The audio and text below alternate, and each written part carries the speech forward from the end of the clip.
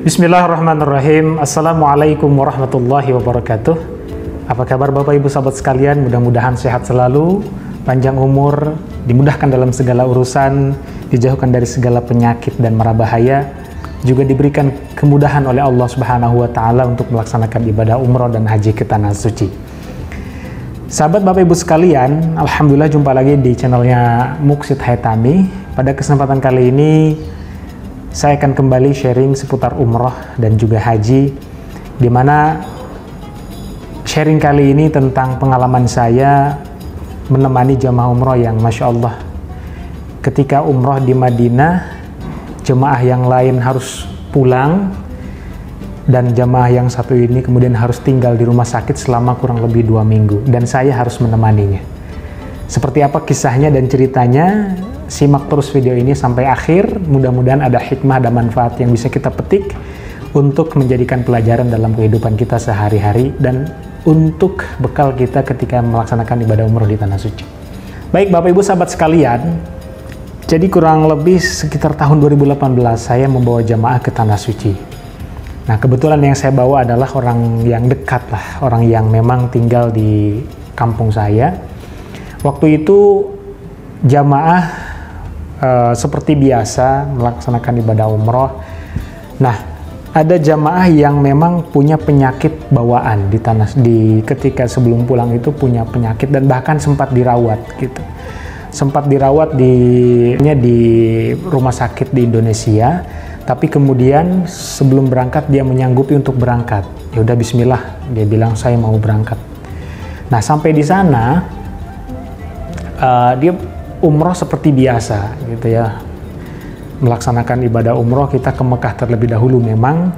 Jadi dari Jeddah kita ke Mekah, langsung di Mekah itu selama kurang lebih 4 malam kita melaksanakan ibadah umroh lancar tanpa ada kendala apapun. Kemudian sampai di Madinah kita juga melaksanakan umroh seperti biasa.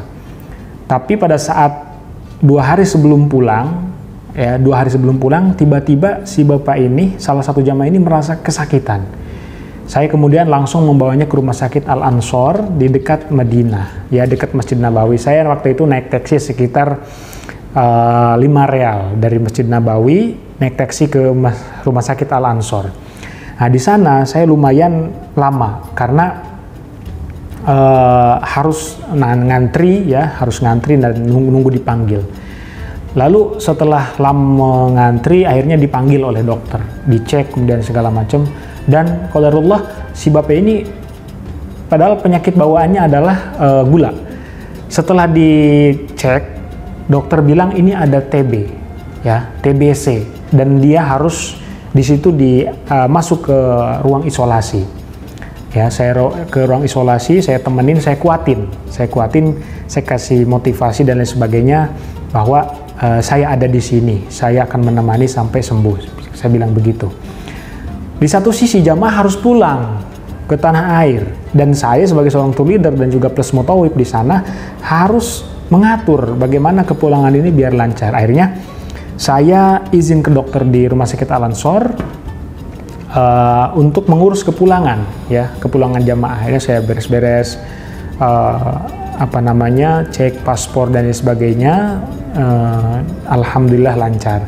Nah, setelah itu saya balik lagi ke rumah sakit Al-Ansor, ya. Sampai di sana ternyata si bapak ini harus dirujuk ke rumah sakit terpencil di Madinah. Bayangkan rumah sakit saya waktu itu saya naik ambulans dan memang Masya Allah rumah sakitnya itu jauh dari pemukiman, kemudian taksi juga gak ada gitu ya. Saya sampai di sana, alhamdulillah Masya Allah tabarakallah, sampai di sana ada satu bidan, bukan bidan sih sebenarnya, pegawai rumah sakit ya, cleaning service, yang itu orang Indonesia, tepatnya orang Subang. Dan di sana saya merasa seperti ditolong oleh Allah Subhanahu wa taala, dan kebetulan dia baik banget dan dia mau menemani gitu atau mengabari pasien ini, si bapak ini yang dirawat di situ. Kenapa saya senang? Karena satu sisi saya harus mengatur kepulangan jamaah gitu ya. Satu sisi ini sakit dan setelah dicek di rumah sakit Madinah itu harus berobat selama 2 minggu. Bayangkan, saya nego untuk bisa pulang dan lain sebagainya, nggak bisa. Kenapa? Karena ini punya penyakit TB, dan juga selain TB juga ternyata ada jantung.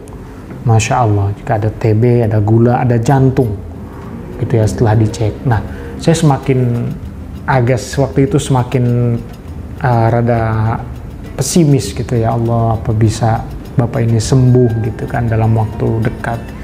Dan ternyata setelah beberapa kali nego, tetap pihak rumah sakit tidak mengizinkan untuk pulang dan harus dirawat selama 2 minggu. Nah, singkat cerita ya, saya titip ke pegawai orang Indonesia yang di rumah sakit itu, ya, perempuan. Saya bilang, Mbak, mohon ditungguin, kalau misalnya si Bapak ini perlu apa-apa, tolong dibantu di WA ke saya nanti, gitu ya. Akhirnya saya waktu itu mau ke bandara, karena harus sudah ke bandara mengantar jamaah pulang, gitu ya. Masya Allah, saya dari sana nyari taksi nggak ada, dan di sini Masya Allah pertolongan Allah juga kembali datang, ya. Orang atau direktur petinggi rumah sakit itu menawarkan kepada saya, kalau misalkan mau ke Madinah saya antar, dia bilang gitu. Masya Allah, saya sangat senang sekali, sangat terbantu sekali.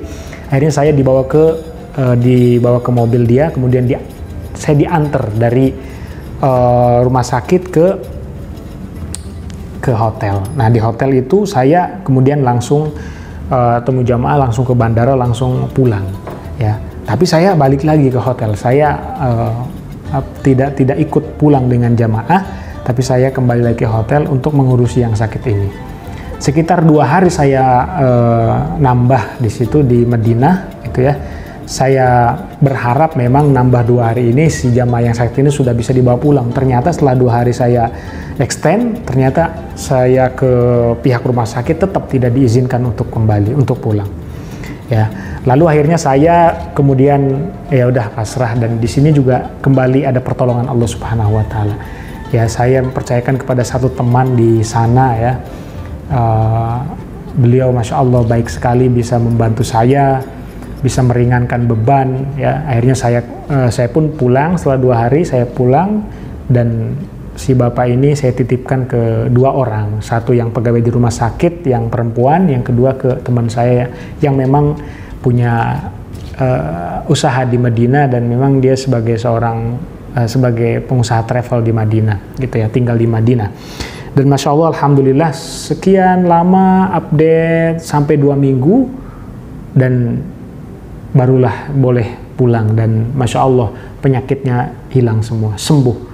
Ya, jadi dari cerita ini saya ingin mengingatkan kepada Bapak Ibu sahabat sekalian bahwa ketika kita berbuat baik, maka insya Allah Allah akan menolong kita. Ketika kita berbuat baik, sekecil apapun itu perbuatan baik itu, maka Allah akan balas kita dengan perbuatan baik yang lain melalui orang lain. Maka ketika saya kesulitan mengurus yang sakit ini, ya, padahal saya harus bolak-balik ke hotel, ke bandara, gitu ya. Bayangkan saya ketika dari hotel mau ke rumah sakit tersebut, ya, karena kebetulan rumah sakit itu terpencil dan baru. Supir taksi yang orang Arab pun nggak tahu rumah sakit, ya, namanya rumah sakit Al-Madinah. Dia tidak tahu rumah sakit itu ada di mana. Bayangkan, supir taksi yang memang orang Arab Saudi tidak tahu, ya, apalagi saya yang memang bukan orang Arab dan ibaratnya sebagai seorang tour leader aja, gitu. Nah, itu saja barangkali cerita kesempatan kali ini. Mudah-mudahan ada hikmahnya, dan mudah-mudahan kita bisa ngambil ibroh dari cerita ini. Kurang lebihnya mohon maaf. Wassalamualaikum warahmatullahi wabarakatuh.